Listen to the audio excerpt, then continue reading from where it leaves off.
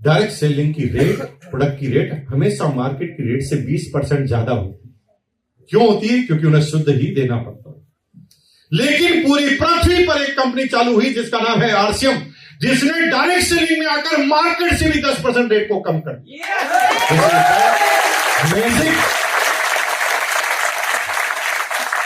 तो आज के बाद आरसीएम नहीं करना। आरसीएम बकवास है, आरसीएम से कोई इनकम नहीं आती। रट लो, खाना पड़ेगा आरसीएम। कसम खा लो, अगर आप वास्तव में अपने बच्चे और बीवी से आप प्यार करते हो, मां बाप से प्यार करते हो और मार्केट का प्रोडक्ट उसे खिला देते हो, इसका मतलब तुम राक्षस हो, अपने घर को मारने के लिए तुले हो। लेकिन तुम साइलेंट राक्षस हो, जो एक दिन में नहीं पता चलेगा कि किस वजह से क्या मरा, लेकिन आप मार रहे हो, डायरेक्टली स्लो पॉइजन अपने बच्चों को दे रहे हो। पहला कारण है ओरिजिनल मिलता है। दूसरा कारण मैं जो बता रहा हूं उसे समझना। आप आरसीएम की बजाय किसी और कंपनी का माल या किसी और दुकान से माल लेते होंगे।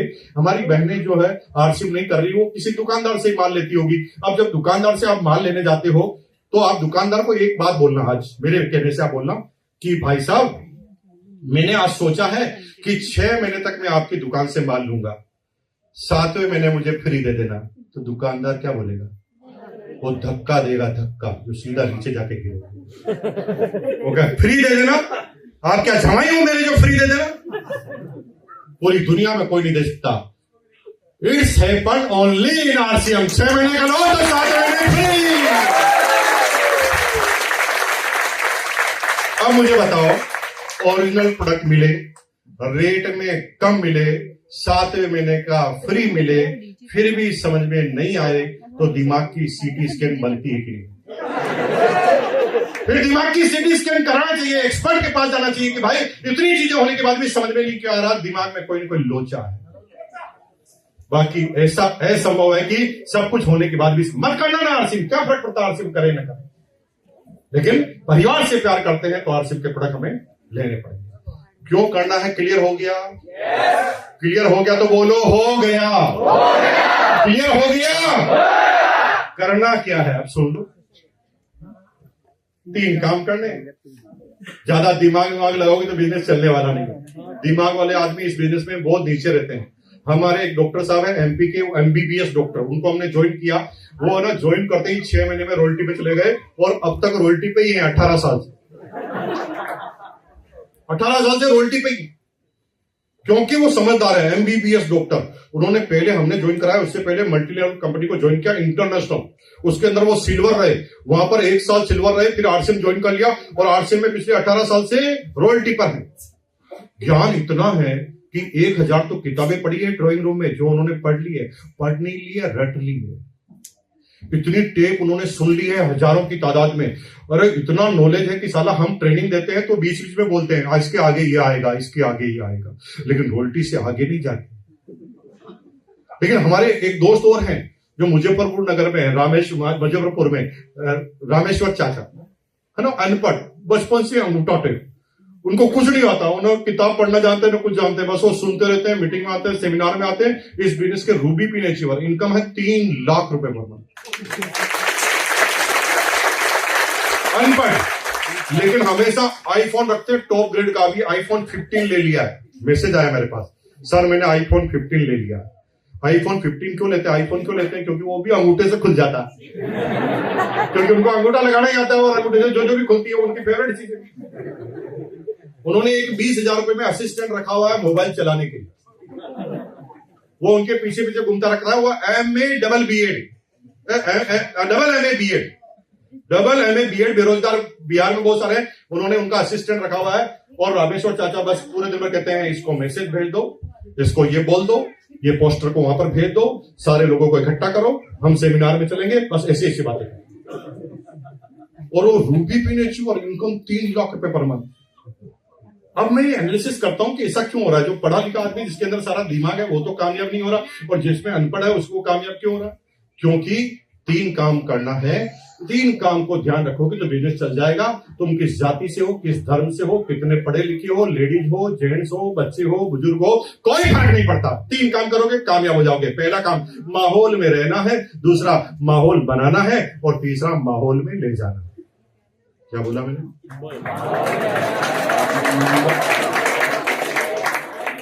पहला माहौल बनाना नहीं है, माहौल में रहना है। दूसरा माहौल बनाना है। तीसरा माहौल में माहौल बनाना, माहौल में रहना। 90% लोग क्या करते हैं पता, जो कामयाब नहीं होते उनको देख लेना, वो क्या कहते हैं, अरे सर मीटिंग है मुकेश जी की, चलो ना। मीटिंग में मैं मुकेश जी के अटेंड कर चुका हूं, आज वैसे भी मेरा कोई आदमी नहीं जा रहा तो मैं मीटिंग में नहीं जाऊंगा, और वैसे भी मुकेश जी वहां पॉजिटिव ही तो करेंगे, मैं तो पहले ही पॉजिटिव हूं। उसके रिजल्ट देख लेना हमेशा 0 ही, क्योंकि वो पॉजिटिव ही है। जो भी कहता है ये पॉजिटिव है, दुनिया का इससे बड़ा नेगेटिव कोई आदमी पृथ्वी पर नहीं। मोटिवेशन की जरूरत नरेंद्र मोदी जी को पड़ती है, मोटिवेशन की जरूरत टीसी छावड़ा जी को पड़ती है, मोटिवेशन की जरूरत मुकेश कोठारी को आज तक पड़ती है। आज भी जब मैं एनिवर्सरी में जाता हूं तो टारगेट लेके आता हूं, सारा इस बार चक दे फट्टे, इस बार तो कर ही देंगे, क्योंकि लोगों को देखने से चार्जिंग आती है, लोगों के साथ रहने से चार्जिंग आती है। जो आदमी एक काम एक आदमी नहीं कर सकता, वो 4 आदमी मिलते ही काम हो जाता है। जैसे आपकी एज 15-16 साल की है, कोई भी छोटा बच्चा, जैसे जिसकी एज, ये छोटा बच्चा बेटा कितने साल का बेटा, 8 साल का, 8, 10, 12 साल का एक बच्चा है, वो क्या करता है, घर से बाहर निकलता है, घर के पास वाले मकान में एक अमरूद का पेड़ लग रहा है, अमरूद के पेड़ पे अमरूद लटक रहे हैं, तो बच्चा जब भी उस पेड़ के सामने से निकलता है, बच्चे के मन में क्या आता है, अमरूद तोड़ लो और खा लूं, लेकिन वो खाता नहीं है। पता है क्यों? क्योंकि साथ में एजुकेशन है। मालिक आ गया तो, पकड़ लिया तो, पीट दिया तो, पिताजी को बता दिया तो, पिताजी ने फिर डबल डोज दे दिया तो, हेलो, इतने सारे डर। अब अकेला बच्चा नहीं कर पा रहा, लेकिन एक दिन क्या हुआ, 4 दोस्त चारों एक साथ जा रहे हैं और चारों की नजर एकदम अमरूद के पेड़ पे पड़ती, तो चारों बातें किया वगैरह समझ जाते हैं कि चारों सोच कर है। चारों एक दूसरे के पहले अमरूद को देखते चारों, फिर चारों एक दूसरे की शक्ल को देखते हैं, फिर ऐसे इशारा करते हैं, तो चारों कहते हैं ओके डन। अब देखिए, पहला प्रपोजल देता है, खाएं क्या, दूसरा डराता है, ना बाबा ना, मालिक आ गया तो, पकड़ लिया तो, पीट लिया तो तीसरा कहता चुप, मैं गेट के सामने ही खड़ा रहूंगा, गेट जो ही हिलेगा मैं सीटी मार दूंगा। चौथा कहता मैं स्कूटर स्टार्ट करके तैयारी रखूंगा। और इस बार वो अमरूद आप खा लेते हैं जो कई सालों से आप नहीं खा पा रहे हैं। माहौल में रहना। जब जब मीटिंग में आएंगे तो रोटी पर जाने की तमन्ना जागेगी, जब जब मीटिंग में आएंगे तो कामयाबी की तमन्ना जागेगी। अगर आप मीटिंग में नहीं आ रहे हैं, अपने आप को पॉजिटिव मान रहे हैं, तो समझ लीजिए आज से आपका नीचे जाने का क्रम चालू हो रहा है। कसम खानी है कि मेरी टीम आए या ना आए, कोई एक आदमी आए कि नहीं आए, लेकिन मैं हमेशा मीटिंग में आता रहूंगा, क्योंकि माहौल में रहोगे तो सोचते रहोगे, माहौल में रहोगे तो सोचते रहोगे।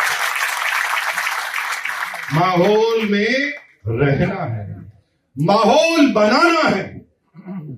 आज के बाद शब्दों में ऐसे जादू हो कि हमारी टीम के आदमी हमारे को देख के ही उत्साहित हो जाए। ढीले ढक्कन की तरह बातें नहीं करनी, लीडर की तरह बातें करनी है, ऑलवेज पॉजिटिव। अब थोड़ा मेरे को एग्जांपल दीजिए, चाइना और इंडिया का कंपैरिजन करते हैं। चाइना की आर्मी इंडिया की आर्मी से 3 गुना ज्यादा बड़ी है। कितने गुना? मिसाइल चाइना के पास 7 गुना ज्यादा है, परमाणु बम चाइना के पास 10 गुना ज्यादा है। फिर भी भारत का प्रधानमंत्री लाल किले पे आके चाइना से डरता है क्या? वो कहता भाई साहब बाकी तो सारे देशों से हम मुकाबला करते हैं, चाइना आते ही हमारी फट जाती है। ऐसा कोई बोलता है क्या? प्रधानमंत्री क्या बोलता है? भाई और बहनों, अब हम चाइना से नहीं डरते, हम पुराने वाले हिंदुस्तान नहीं है। अब हमारी आंखों की तरफ देखोगे तो सालों की आंखें फोड़ देंगे, अब हम घर में घुसकर मारते हैं। वो ऐसी ऐसी बातें करता, तुम उसे इसलिए प्रधानमंत्री बनाते हो। हेलो हेलो, समझना मेरी बात। और अभी अभी क्या करते हो आप? डाउनलाइन से डिस्कस करते हैं, अरे कुछ दिन से पीनी नहीं बदली यार, कुछ समझ में नहीं आ रहा। अब डाउनलाइन के तरफ पहले भागो इसकी, यहाँ से ये लीडर ही गलत आ गया है पूरा का पूरा। कोई नेगेटिव बात नहीं, आज से कसम खानी है, नेगेटिव बात करनी है तो एक ही जगह करते हैं। कब? जब अपलाइन अकेले में खड़ी हो। अपलाइन जब अकेले में खड़ी हो तो जितनी नेगेटिव बात करनी है करो, लेकिन कसम खानी की आज के बाद निकलेगा मुंह से तो सिर्फ पॉजिटिव। हेलो, और तब दुनिया आपको लीडर मानेगी, बाकी लीडर कभी नहीं मानेगी। एंड तीसरा, माहौल में ले जाना। क्योंकि दुनिया तुम्हारी शब्दों से नहीं मानी।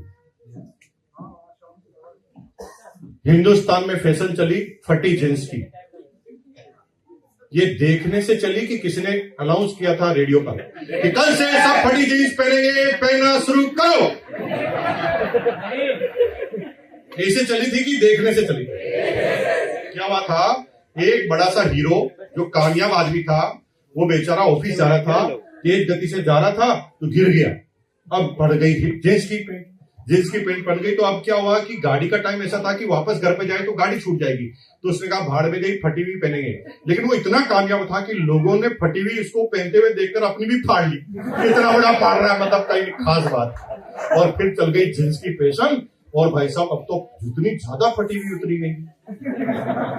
अभी बल्लारी कर्नाटक में है, मेरे दोस्त के कारखाना है जींस का, उसने 1.5 करोड़ की मशीन मंगाई है जींस फाड़ने की।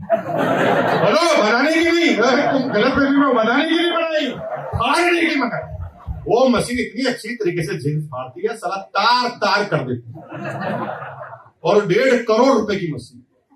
ऐसी कैसी फैशन चल जाती है देखने से, और तुम्हारा मुंह से समझाने की कोशिश करते हैं क्या आरसीएम बहुत बढ़िया है, आरसीएम का टर्नओवर 2400 करोड़ का है, 500 प्रोडक्ट इसके आते हैं, गामा ओरिजिनल बहुत अच्छा है ना, इतने लोग कामयाब हुए हैं, 12,000 दुकानें हैं, 250 पिकअप सेंटर हैं। अब सामने वाले को बोलते जा रहे हो। आप देखो शरीर के अंग की बनावट कैसी हुई, भगवान ने सब चीजें आगे आगे लगाई, लेकिन कान इधर उधर लगाए। समझो आपको, भगवान ने कहा है कि कोई ज्यादा बोले तो सुन लेना, इधर से सुन लेना, इधर से निकाल लेना। भगवान ने कान इसलिए तो उल्टे पुल्टे लगाए। अब हम किसका बिजनेस नहीं चल रहा, क्योंकि पूरे दिन में बक बक करता रहता है। वो बेचारा रोज सुबह बैग लेके निकल जाता है, सबको कहता है आरसीएम कर लो, आरसीएम कर लो, ये आरसीएम है, वो आरसीएम है। एक आदमी ज्वाइन नहीं होता, क्योंकि तुम बक बक कर रहे हो। बोलने से कोई समझेगा नहीं, लोग समझते हैं देखने से। अभी मैं सुबह आ रहा था तो मैंने दिल्ली में एक हाथी देखा, इस हॉल से भी बड़ा ज्यादा। हॉल की साइज देख लो पहले,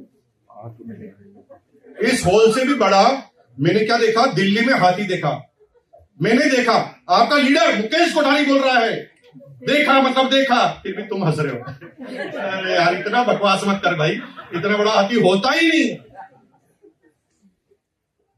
आप कह रहे हो नहीं होता, और मैं कह रहा हूं होता है। मैं होता है क्यों कह रहा हूं, क्योंकि मैंने अपनी आंखों से देखा। आप क्यों नहीं मान रहे हो, क्योंकि आपने नहीं देखा है। और मुझे आपको बताना है कि होता है तो आपको दिखाना पड़ेगा। अब सब यहां से उठा के ले जाऊं आपको और हाथी दिखा दूं, फिर मानोगे कि नहीं मानोगे? मानोगे कि नहीं मानोगे? जब यहां से मान जाओगे तो क्या अपने पति को जाके समझा दोगे आप? पति को भी क्या करना पड़ेगा? दिखाना पड़ेगा। जब तक दिखाओगे मानेगा। मेरे साथ एक घटना घटित हुई, मैं बताता हूं, मजा आ जाएगा आपको। इसी दिल्ली की बात है, 2022 में कोविड के बाद एनिवर्सरी हुई दिल्ली में। उससे ठीक 1 साल पहले कोविड के समय पर मेरा दोस्त मेरे पास आता था, और जब आरसीएम चालू हो गई तो मेरी छोटी छोटी मीटिंगें चालू हो गई थी। तो मेरे पास आया एक दिन, उसने कहा यार भाई आजकल कहां बिजी रहता है, बिल्कुल मिलता नहीं। मैंने कहा यार वो आरसीएम की मीटिंग चालू हो गई ना, इसलिए वहां जाना पड़ता। आरसीएम फिर चालू हो गया क्या? 2011 में 1 साल बंद हुआ था ना। अब भीलवाड़ा में एक्टिविटीज नहीं होती, अब तो आरसीएम वर्ड में होती है, जो 17 किलोमीटर दूर है। तो भीलवाड़ा वालों को पता ही नहीं आरसीएम चल रहा है क्या, क्योंकि वो कोर्ट वाले को नहीं देख रहे, बेग वाले को नहीं देख रहे, तो वो सोच रहे आरसीएम ही नहीं चल रहा, क्योंकि जो देखेंगे वही तो बोलेंगे। तो मेरे को कहते हैं आरसीएम चल गया क्या? मैंने कहा पागल है, आरसीएम कब चल गया? 800 करोड़ का टर्नओवर था 12 में, अभी 2400 करोड़ का टर्नओवर है। आरसीएम की 12,000 शॉप है, 250 पिकअप सेंटर है, आरसीएम की 80 से ज्यादा फैक्ट्री है, 450 से 500 से ज्यादा ट्रक है, आरसीएम के इतने डिस्ट्रीब्यूटर है, ये है वो है। मैं बोलता जा रहा हूं, वो गर्दन हिलाता जा रहा, लेकिन इस कान से सुन रहा है, इस कान से निकालता जा रहा है। 3 महीने बाद वापस मिला, 3 महीने बाद वो वापस मिला। अरे कहां बिजी है? मैंने कहा आरसीएम की मीटिंग। आरसीएम अभी चल रहा है क्या? मेरे को कहा थप्पड़ लगवा साले, 3 महीने पहले तो पूरी बात बताई थी तुझे कि आरसीएम चल रहा है। अच्छा बताया था क्या? मैंने कहा बताया था। मैंने कहा ये मानेगा नहीं, 3 महीने बाद फिर पूछेगा। ये पूछे इससे पहले इसका इलाज कर दो। तो हमने क्या, उससे थोड़ा इमोशनल किया। मैंने कहा भाई देख, तेरे पैसे भी इसी दुनिया में रह जाएंगे, मेरे पैसे भी इसी दुनिया में रह जाएंगे। साला हम पैसे के पीछे कब तक भागेंगे? अब थोड़ा बचपन को याद करना, साला हम कितने दिन तक साथ रहते हैं भाई। 3 दिन के लिए दुनिया छोड़कर चलते हैं, शिमला घूमने चलते हैं, तू और मैं, और कोई नहीं। इमोशनल किया। उसने कहा भाई बात एकदम सही कर रहा है, चल मैं भी चल लूं, तैयार हूं। और हमने डेट बना ली आरसीएम की एनिवर्सरी से एक दिन बाद। अब आरसीएम चलने की बारी आई तो मैंने मेरे दोस्त से कहा भाई देख एक फेवर चाहिए, बोल। मैंने कहा देख यार आरसीएम कर रहे हैं, एक दिन की हमारी एनिवर्सरी है, उसमें मुझे जाना ही पड़ेगा 3 घंटे के लिए, और मुझे पता है तो मेरा एकदम सगा भाई है यार, तू 3 घंटे एडजस्ट कर ही लेगा, बोल कर लेगा ना। उसने कहा ठीक है 3 घंटे की बात है तो कर लेंगे। तो मैं उसको लेके आ गया दिल्ली। अब मैंने सूट वूट पहना होटल में और एकदम तैयार, वो जींस की पैंट में एकदम तैयार। अब जो ही हम वहां इंदिरा गांधी इंडोर स्टेडियम में गए, हमारे तो कोल्ड लीडर लिखा हुआ, वीआईपी ट्रीटमेंट, जो भी मिले वैसे सल्यूट करे और हमें अंदर जाने दे। मैं सीधा सीधा अंदर चला गया, लेकिन वो मेरे पीछे पीछे आ रहा था, उसको रोक दिया, रुक जाओ। अब उसको अंदर ही नहीं आने दे। अब वो मुझे फोन लगाए, फोन लगता नहीं क्योंकि 35,000 आदमियों के फोन वहां पर चलते हैं तो नेटवर्क बिजी हो जाता है। 1 घंटे तक उसका फोन नहीं लगा, पसीना पसीना हो गया। 1 घंटे बाद फोन लगा, घंटी आई, 15 मिनट तक मुझे गालियों से पेला। 15 मिनट तक उसने लगातार एक लाइन सुने बगैर खतरनाक गालियां बकता रहा।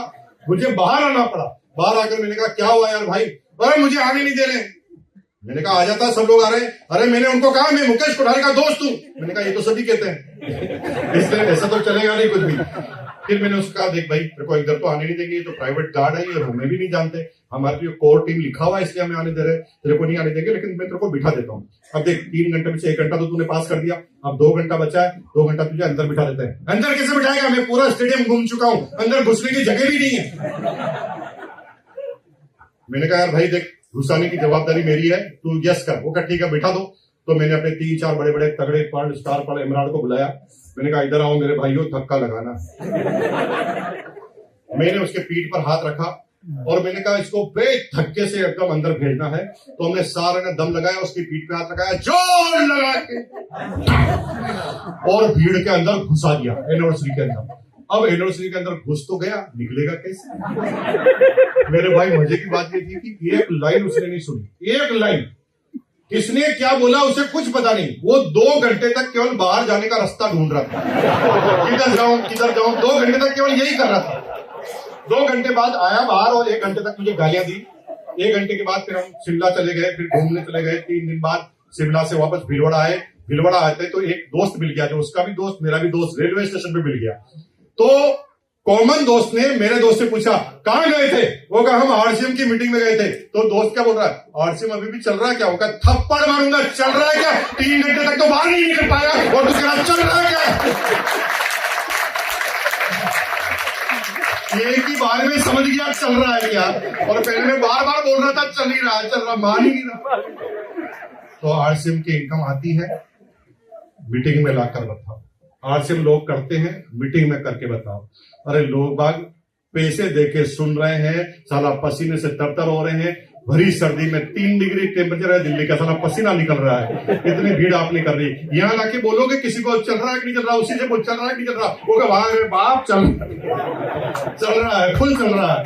यहाँ पर जगह नहीं, तू कह रहा वहां पर तुझे घर में कुएं का मेंढक तो कुएं को ही समझता ना। पूरी दुनिया में, पूरे हिंदुस्तान में आज इतने करोड़ों का टर्नओवर है, कई लोग अपनी जिंदगी को बना चुके हैं। बस आपको कट्टर बनना है। 3 काम। पहला, हमेशा माहौल में रहना है। दूसरा, हमेशा माहौल बनाना है। और तीसरा, हमेशा माहौल में ले जाना है। शब्दों से बातें कम करना है, दिखाने पर बातें ज्यादा करना है। ये काम करोगे तो आपका जोरदार काम हो जाएगा। लेकिन एक प्रोडक्ट को मत भूल जाना जिसका नाम है गामा ओरिजिनल। एक प्रोडक्ट को मत भूल जाना जिसका नाम है गामा ओरिजिनल। और गामा ओरिजिनल काफी है डायमंड जानने के लिए। क्या बोला मैंने? सिर्फ एक गामा ओरिजिनल प्रोडक्ट ही काफी है डायमंड जाने के लिए। क्योंकि गामा ओरिजिनल के बारे में अगर आज आपने रिसर्च कर ली तो अभी हिंदुस्तान में किसी को पता नहीं है। यू आर द टॉपर, है ना? आप जिस एरिया में काम करते हैं वहां के टॉपर जाने वाले हैं गामा ओरिजिनल की वजह से। एक ऐसा एंटीऑक्सीडेंट जो राइस के छिलके के अंदर जो ब्रांड पाई जाती है, जिसे राइस ब्रांड कहते हैं, उसका ऑयल निकलता है। ऑयल निकलने की प्रक्रिया में एक एंटीऑक्सीडेंट निकलता है जिसका नाम है गामा ओरिजिनल। गामा ओरिजिनल एक ऐसा एंटीऑक्सीडेंट है जो पूरी धरती पर चमत्कार है।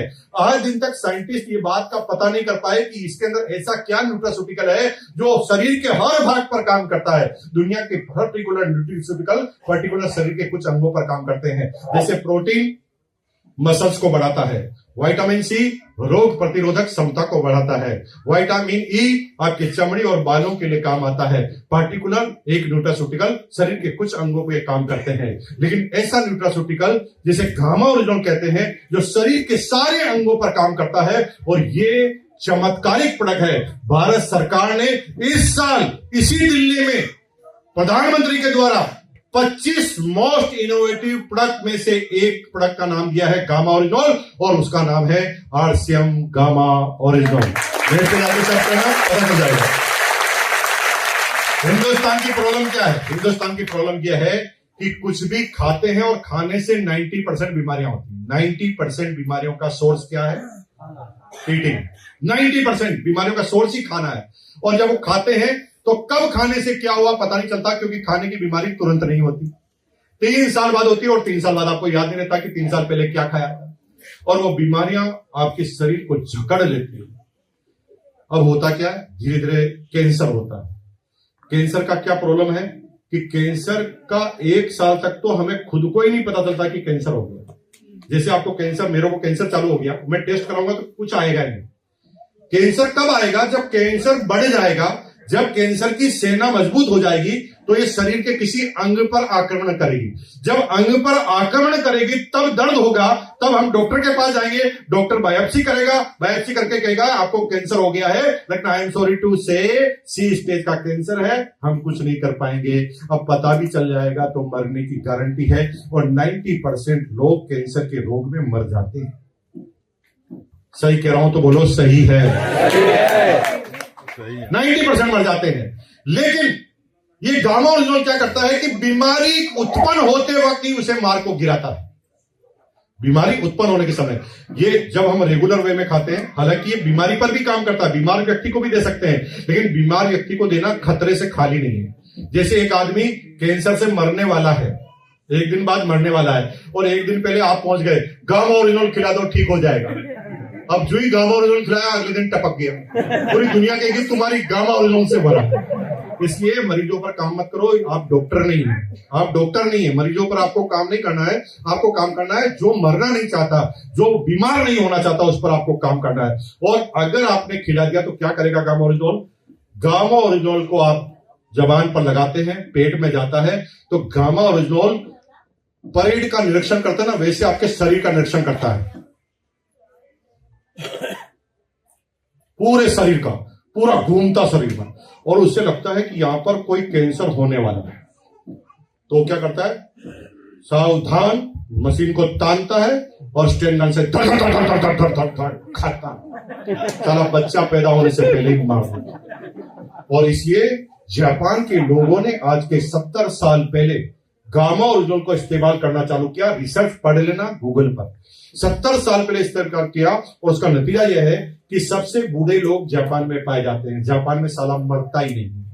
गवर्नमेंट ने 75 साल तक काम करने की अनुमति दे रखी, हमारे यहाँ 60 साल पर रिटायर्ड मान, क्योंकि वहां के लोगों को बीमारियां ही नहीं होती, क्योंकि वो रेगुलर गामा ओरिजिनल का इस्तेमाल करते हैं। तो गामा ओरिजिनल हालांकि ऑयल में भी होता है, तो ऑयल तो आप इस्तेमाल करते होंगे आरसीएम हेल्थ गार्ड, लेकिन गामा ओरिजिनल लेना चालू कीजिए, क्योंकि हेल्थ गार्ड ऑयल में बहुत प्रचुर मात्रा में नहीं होता, थोड़ी मात्रा में होता है, रेगुलर के लिए ठीक है, लेकिन हमारे जीवन में जो अभी तक कमी रही है वो गामा ओरिजिनल से होगी।